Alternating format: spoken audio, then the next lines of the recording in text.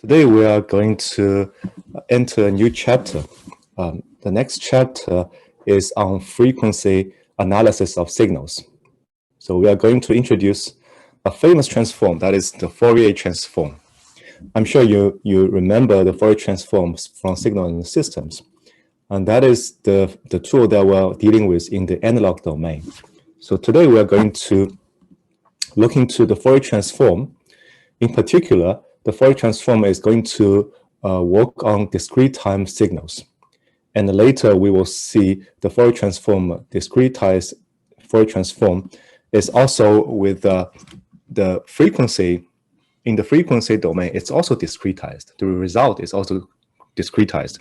So I can store that onto a digital device.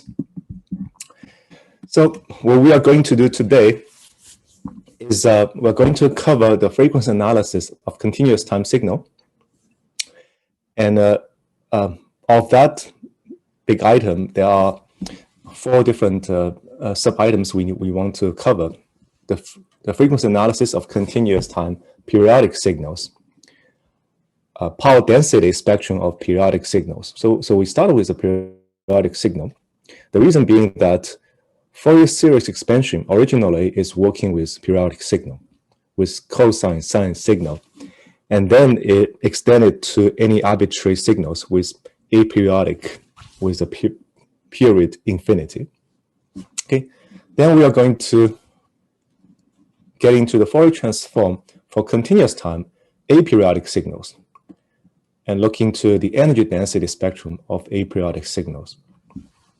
And then following that, probably the next class, we are going to talk about frequency analysis of discrete time signals. Discrete time signals, we need to use the Fourier series of discrete time periodic signals, look into the power density spectrum, the Fourier transform of discrete time aperiodic signals, to check the convergence of Fourier transform, look at the energy density spectrum of aperiodic signals. By the way, if you notice that once we are dealing with periodic signal, we're talking about energy density, because periodic signal, it goes on forever, right? The energy is infinity. If I'm talking about aperiodic signal, so that can be defined within a window. Usually it will die out after a while. So we are talking about the energy density spectrum. We check the energy of the signal. And then we will look into the relationship of Fourier transform to the Z transform. As we already know, Fourier transform is a special case. You can think Z transform as a general case of the transformation, signal transformation. And then we have the frequency domain classification of signals, talking about the concept of bandwidth. Okay, so those are the outlines. So let's jump into the Fourier series, equation, Fourier series expansion. Fourier series for continuous time periodic signal. So here we kind of step back to look into the continuous time. The continuous time is xt, a function of time. Nevertheless, it is periodic. It is periodic. We can, if xt is a periodic signal, we can always decompose that into a linear combination of harmonics. So the linear combination is of all these are the cosine sine functions, right? These are cosine sine functions. As we mentioned before, for the Fourier series expansion, we have a cosine 2 pi f0t plus cosine 2 pi 2f0t, and plus, and then you can continue with this, is cosine 2 pi 3f0t, goes forward. So this is basically xt. Any periodic signal I can decompose. Of course, now we need to have some weight here. So I got a weight here that is C0. Let's say that's a C1. he got a weight here, C2, C3. Okay. So here I have a cosine function with a period of f0. Now, what is f0 here? Do you remember from signal in the system? What is f0 here? F0 here. Because I got a 2f0 here, 3f0 here. So that is harmonically related. Or we just simply call that harmonics. Because the frequency you have f0, let's say that's 100 hertz. And the next is 200 hertz, 300 hertz. So it's harmonically related. What's special about this f0? From signal and system, we know f0 is related with the period, right? Period of my periodic signal. So xt is a periodic signal with period, let's say t0. So this is the inverse of that. This is the inverse of that. So it's directly related. Once you have, it's a periodic signal, you have a period, and that's the period I have. So the inverse of that is my frequency here. That's a fundamental frequency here. Now, what we have here is that I represent everything in the exponential term, e to the power j2 pi k f0 t, weighted by c sub k. K is an integer. It's from negative infinity to infinity. So sum that are together, there you get our original periodic signal. So that is the synthetic equation. So we decompose a periodic signal into a combination of harmonics. And how to calculate this weight? How to calculate this weight? This weight, c sub k, is given by this equation. So it's easy to calculate. You simply using the original signal xt they have, times e to the negative j2 pi f k f0 t. Because t is a continuous variable, so I need to do integration instead of summation. Integrate this term inside and dt. And because it's periodic, so integration, I only need to take within one period, the period of t sub p. And then usually we for the unit to be in consistency, so we take 1 over tp times that to put in. That's the coefficient of c sub k. Okay, and this is called the analysis equation. So what we really want to find is, I have my original time domain signal. I want to find all these weights, c sub k. Now, what are all these weights? Well, these are the weights. If you plot this out in frequency, I have something on the harmonics. So I got the f0. I have 2f0, here is 0, 3f0, 4f0. Those are the frequencies, right? Those are the frequencies. Those are harmonic related frequencies. C sub k is just something that I say, well, what's the value of the signal evaluated on this frequency here? Right? These are the C sub k, C0, C1, C2, C3, C4. Now, of course, this is discretized in frequency because I'm only going to check on those harmonics. And that gives us a picture of how the signal looks like in frequency. So indeed, if you think that's also a signal, that's a signal in the frequency domain. So the analysis equation is that I'm taking a time domain signal and I try to find out the frequency domain signal. In this case, it's discretized in frequency. So I have C0, C1, C2 instead of a continuous function of frequency. So we have where the fundamental period, here's the fundamental period, as we said, it's directly related with this harmonic f0. So t sub p, or I used before t sub 0, is equal to 1 over f0. And that's how we connected this harmonic here with periodic signal. Okay, so now we have two equations. One is synthesis equation.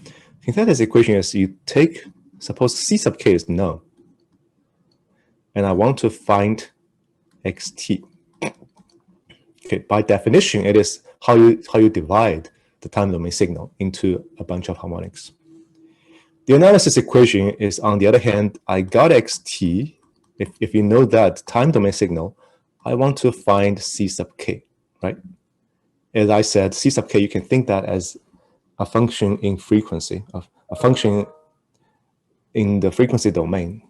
And you can think that the analysis equation is we are doing the transformation, the direct transformation from time to frequency. You can think that the synthetic equation is the inverse transform from the frequency domain back to the time domain.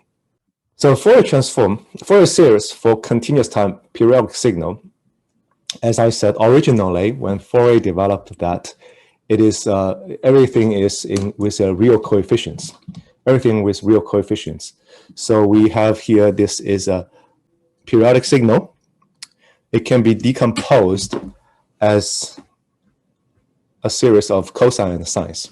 Cosine and sines. So we have a cosine similar. I have 2 pi k f0t. Then I have a sine 2 pi k f0t. And then I just have those weights, a's and b's.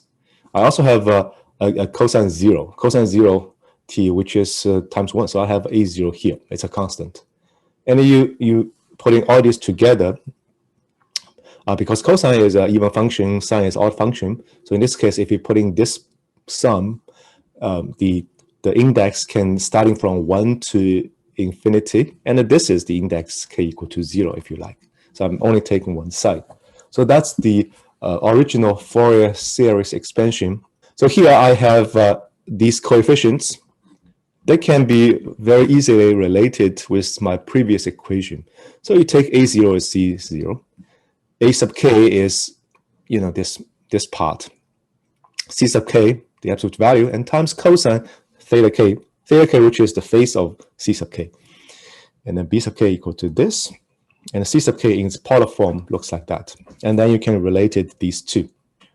So from now on, we know it's all the same from the original one, but we are going to use the previous equation on all these exponentials.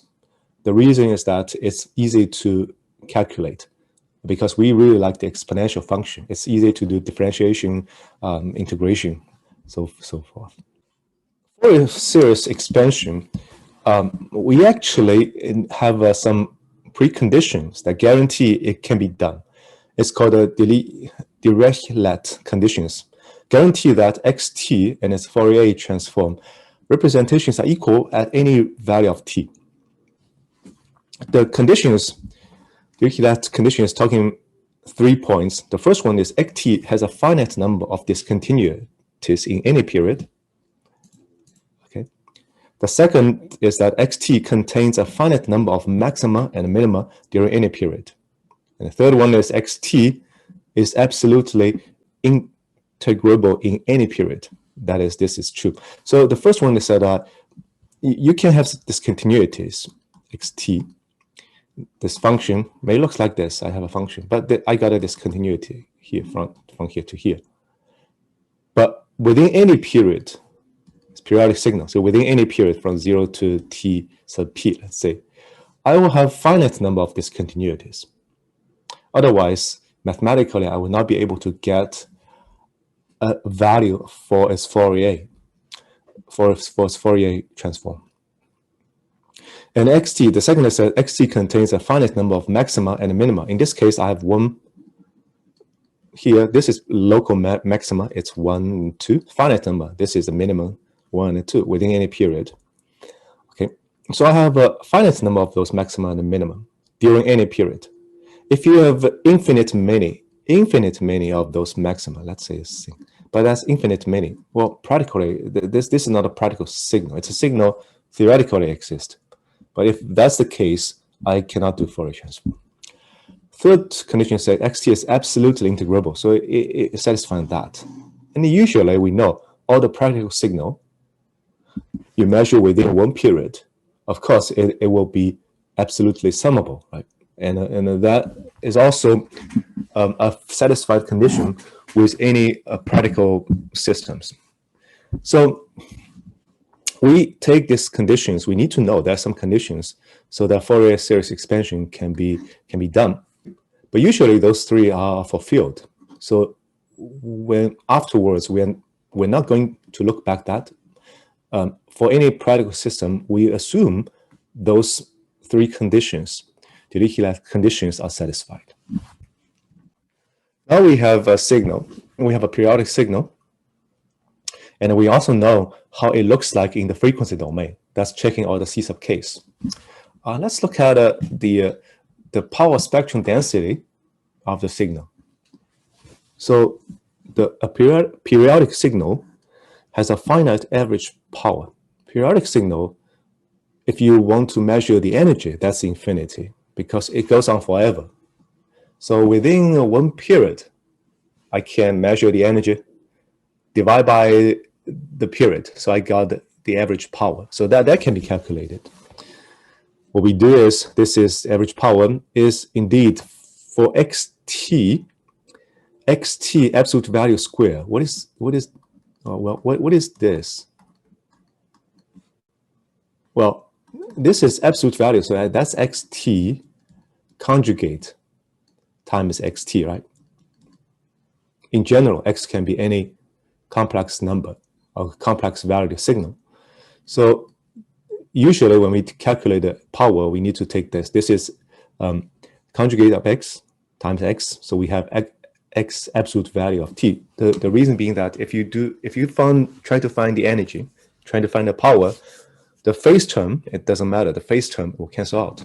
So what I'm saying here is that when you do the conjugate, if you take this as a polar form, let's say r times e to the j theta, let's just like that. If time is conjugate, so it's r conjugate e to the negative j theta. Now r is a real number. I mean polar form, right? So I got this is a real number, so r squared. And then this phase term canceled out. So I have that. This is the absolute value. The absolute value, which r squared. So I get that. So usually we using this to absolute value square to calculate the power or the energy. In this case, xt is the signal on this particular time t. So we call that value the instantaneous power at time t. T can be infinitely small. We just check on this instant. So that's instantaneous power. And then what we do is we integrate that over one period. Integrate it. So this dt integration. And then we find out the energy within this period. Divide by the time window, Tp, and we find the power. So this is indeed, we find power, average power. And a second, we expand this into this. And then the third line we have here is we take one of the signal xt using my synthesis equation to spread this out as a sum of harmonics. Of course, because I'm using this x conjugate, so you need to make sure that everything we have C sub k is conjugate. Now C sub k here, it can be a complex number. So I need to keep it C sub k conjugate. And then this term, so it's conjugate, become e to the negative j 2 pi kf0t. Okay, doing this in this summation. And then, of course, this dt is integration. This is outer dt. This part, I'm taking that as my inner sum, which is right here. Okay. Then the next step is I'm using the linearity of those operators, the integrator and a summation. So my signal, you can think that as a signal, I got something going through an integrator and then going through going through a summation, and then going through an integration, input and output. Because we know these two operations, they are linear operations, and then I can change their order, do the integration first, then the summation, right? It does not change my final result. So that's exactly what I'm doing here. I'm going to do integration first.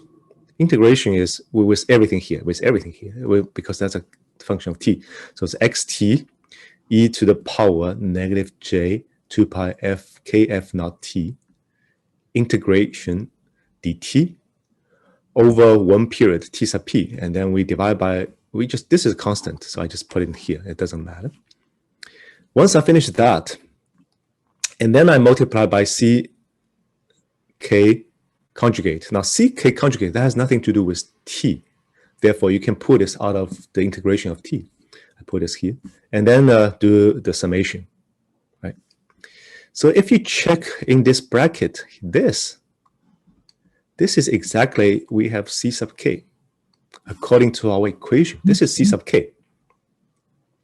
And therefore, finally, this power can be calculated as some absolute value of C sub K.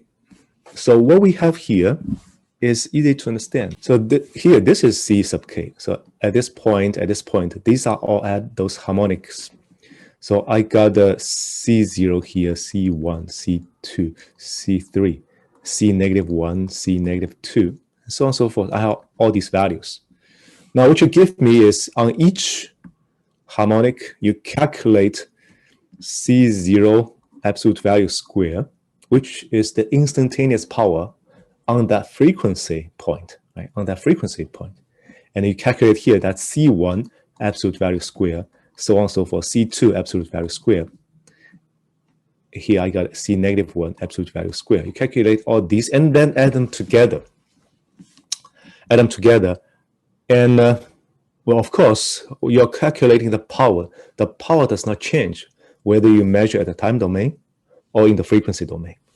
Then I understand now this C sub K, when we do this, we have integration from -infinity to infinity, right? I understand that all these C sub K, you adding together, that give me the average power for periodic signal. Therefore, the entire thing is a spectrum. It's a power spectrum. On each frequency point, the C sub K absolute value square, it's just the density at this point, right? It's an entire thing is the power. You look at one point, that's a power density. And if you look into the entire picture, that's my spectrum, all the distribution, density distribution.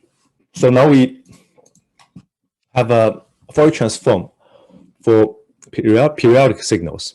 How to change that or extend that to aperiodic signals? So we're still dealing with continuous time. So xt, we're still dealing with continuous time signal. However, it is aperiodic signal. So I do not have a period. It's aperiodic signal. Going from a periodic signal to an aperiodic signal, what we do is first we make the period T sub K approaching infinity, right? And that you make a periodic signal aperiodic. You have this. So we look into my signal, it looks like that. Now, x sub p, suppose that's a periodic signal, but somehow if my period is infinitely large, and that just gives me an aperiodic signal. So since you said xp is, we assume it's a periodic signal, so I can do this. If it's a periodic signal, I can divide it into those harmonics. Well, the only thing I need to be careful is that this fundamental frequency f0 equal to 1 over T sub p. Now, T sub p approaching infinity, right? This is approaching infinity. So essentially f0 approaching 0. It's very small. It's very small. So you can think of in the power density spectrum, before you have those very clear lines on f0, 2f0, 3f0. Now, because f0 has become too small, so the ingredient becomes small and the step size is small. So you kind of connecting everything together, and eventually it will give you a continuous picture in frequency as well. So what are those C sub k? Well, C sub k, as we know before, we take this integration over one period, xt, times e to the power negative j2 pi f k f0t, integration dt. One period, so I'm just taking one period and from negative tp over 2 to positive tp over 2. Then after all, divide by this window, the time window, tp. So we got here.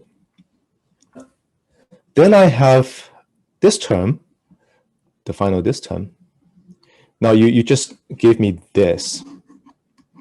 When tp approaching infinity. So I can change this integration to limits to negative infinity to infinity. Xt negative j 2 pi f kf0 t dt. Okay. We're almost there. What do you think? How can we deal with this f0? Or how can we deal with kf0? What should I do with this? What should I do with this? Well, I know this f0 approaching 0. It's very small. However, you put a 0 there, you remove everything. If you put a 0 here, it's e to the power 0. It's 1. You remove that. We know that mathematically I cannot write this. It's too simple. And then what can we do about this kf naught? As we said, in frequency domain, we have 0, f0, 2f0, 3f0. So k is the count to count the different harmonics. But now I know this f0 is very small. It's very small. So everything is connected. It's continuous. Eventually, f0 is very small. But I still need to have some count, right? I still need to have some count. So make sure it moves along this frequency line. What we can do, keep those in mind. We can do this here. So we can write kf naught as a continuous variable, right? We define this as a continuous variable because k is a count. But as I said, everything is continuous. So I just write this into one variable, a continuous variable. That is, of course, k over Tp. And then I can make this f0, each f0 is the step size. We define this as delta f as step size, and 1 over Tp. As I know, as Tp approaching infinity, delta f or f0 approaching 0. Now what we do, instead of writing this as 0, it's a very small, and I can write this like this. It's using df. Infinitesimally small. It's a delta f equal to df. Therefore, using this and this, we can write out my original periodic signal. Periodic signal looks like this. And then here, this f is my original, it's a function k delta f. And then I write out xt. Xt is my aperiodic signal. So the period is infinity. You're plugging inside out. All this delta f is approaching 0. So eventually this guy becomes continuous. And now this guy becomes a continuous variable. And then you have this multiplied by this delta f here. And the delta f becomes df. And then in this core, everything that was kf naught, that becomes a continuous variable f. So it becomes continuous variable f here, and it's continuous variable f here. Okay, now we have this equation. So we change the synthetic equation, which is you decompose a time domain signal into a combination of harmonics. In this case, all my harmonics, the distance between them is very small. So it's continuous. They just continuous the entire thing occupy the frequency domain. And then I need to use integration instead of summation. So integration xf e to the power j 2 pi f t df. Now xf is my previous c sub k, right? Because we said in this case, all these c sub k's, another c sub k, these are, the delta f is very small, so they're continuous. It just becomes one continuous view in the frequency domain. Therefore, originally I got all these bundles. Now they just connecting all together, and that I give a frequency function called xf. It indicates this function. It's a function of continuous frequency. Okay, so it's that. You can think that as a weight on those harmonics as well, although those harmonics, they are with a very small distance between each other. And this entire thing is the Fourier transform. Now that's the inverse Fourier transform, because I have a signal in frequency domain. I want to find a signal in the time domain. On the other hand, I can write out the analysis equation also in this continuous form. So I have my signal xt multiplied by this. This is same. It's coming from here. It's e to the negative. Make sure that we have a negative sign here. Negative j2 pi ft.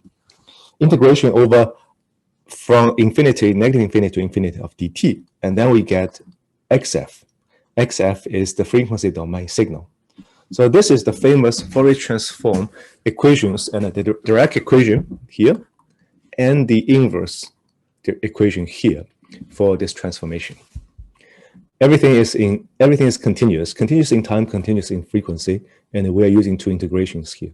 Now let's just do a quick look, check the density spectrum. At this time, we are dealing with energy density spectrum, because the aperiodic signal, we can measure energy across the frequency and energy across time. It's aperiodic, so a signal that usually has a finite energy, it usually dies out.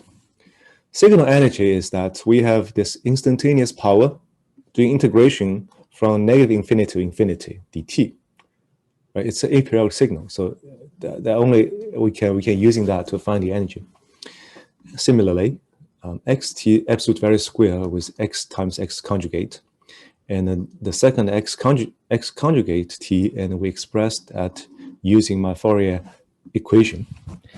Be careful, we got a conjugate here, so conjugate here, negative sign here, and then we swamp the order of those two integrations. Now from here to here, actually we changed the order of those two integrations. So this integration here and this integration move here. Therefore, we will have this integration is over dt, so dt first. And then we do this integration over df. This part in the bracket, I know that is xf, according to my equation, which is the Fourier direct transformation equation, right? Give me xf. So I have, this df just pull to the end. You can put it here, or you can put after the bracket df here, same thing. And then I have x conjugate, capital X conjugate times x integration df. So I also have that. This is my energy density. Energy density is, I have this frequency domain picture. All these points, these are the xf.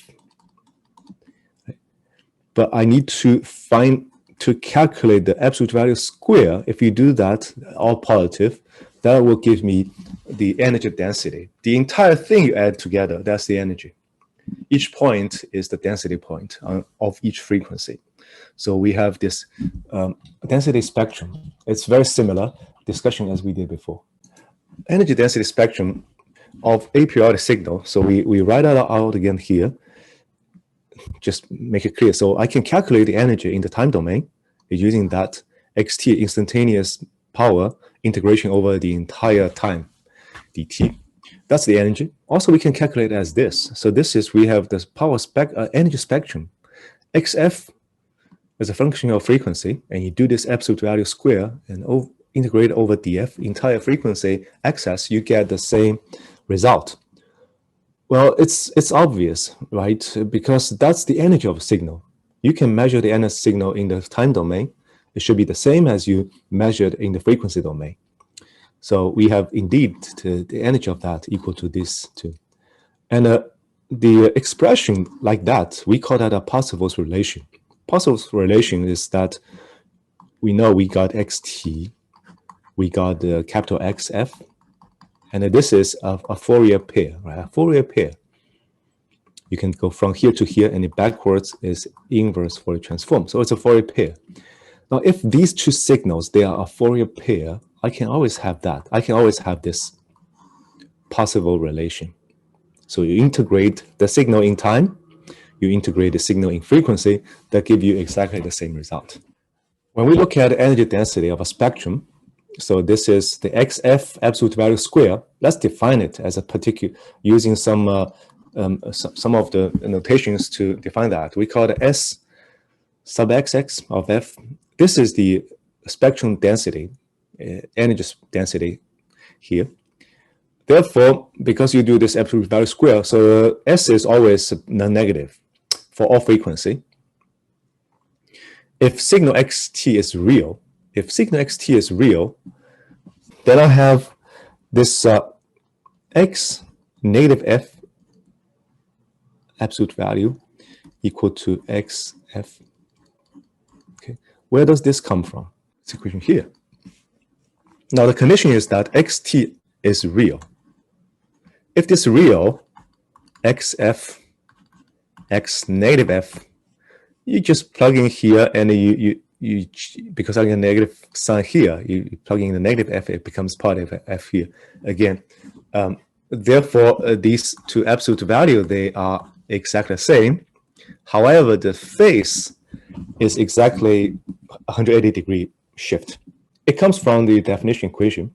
If my signal is real, and usually that's the case in practical system, xt is real, then I have this and this.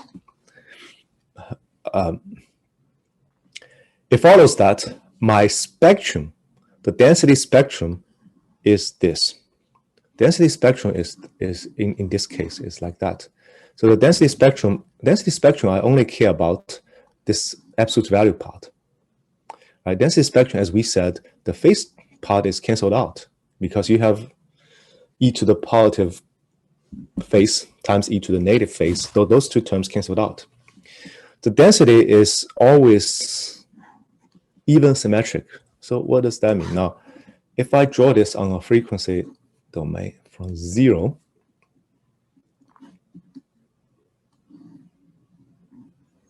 this is my density spectrum. Sxf. It's always, first it's always negative. That's the density. That's energy density. It's always negative. And if my signal is real, it's a real signal, and then this density spectrum is always even symmetric. So I only need to check with one of those. It's always even symmetric. This also gives us a hint, when we're dealing with frequency, when we're dealing with a signal, say from 0, we will see later with some of the numerical numbers. And if I'm checking with xf absolute value, right? Well, usually you have two pictures. One is xf is this on the amplitude. Then I have the angle of xf. This is frequency. This is angle of xf. If my signal is real, xt is real, then in the frequency, if you look at the absolute value of that, you want to check the amplitude, it is even symmetric. You will get a positive frequency. You'll get a negative frequency. If you check with its phase, if xt is real, and then you have this all-symmetric, it looks like that. Well, in this case, it's very ideal. I have a linear phase, so everything it's a straight line. But it's all symmetric. It's symmetric around this origin. I have a question. Where does this come from? This is negative frequency. This portion, or indicated by this curve. Actually, I should have just write this curve. This curve is on every negative frequency. I have something. I have some xf. Where does this come from? Where is the negative frequency? In reality, in physical world, we don't have negative frequency. Right? We have a negative frequency here. The reason being that we are using this very nice Fourier transform equation using the exponential term here. So let me flip back. Because everything it's a hidden thing here because this term. Now you are giving me using this term. This term is an exponential term. So it really spells out with two parts, ft, and I also have a conjugate part, sine 2 pi ft. This is where the conjugate part comes in. Now, xt is a real signal, that's fine. But when you do this, you multiply by a real part and a conjugate part because you got a j here. Therefore, in your final result, capital X, you will have both real and imaginary parts. And that's why it comes with, because you have that, and then you have these complex parts you're adding together, cancel together, then you will have some non-negative xf when f is negative.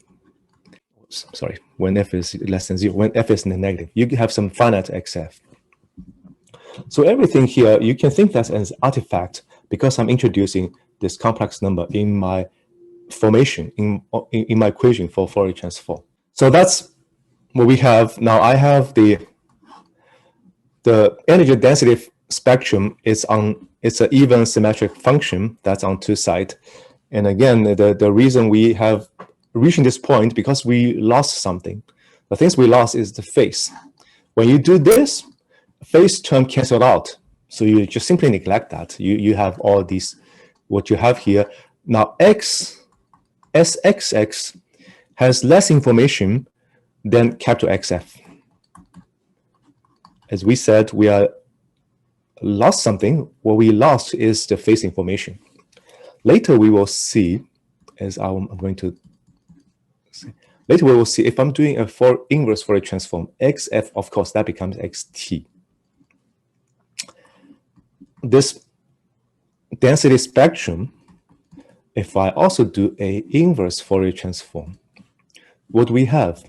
What we have is the autocorrelation of the signal t. Of course, this t is the lag. It's not the absolute time count. It is the lag between how much are you going to shift with those two signals, right? So you can I like to write it as L. So this is also continuous, but it's the relative time. So later we will know this is also a very important Fourier transform pairs.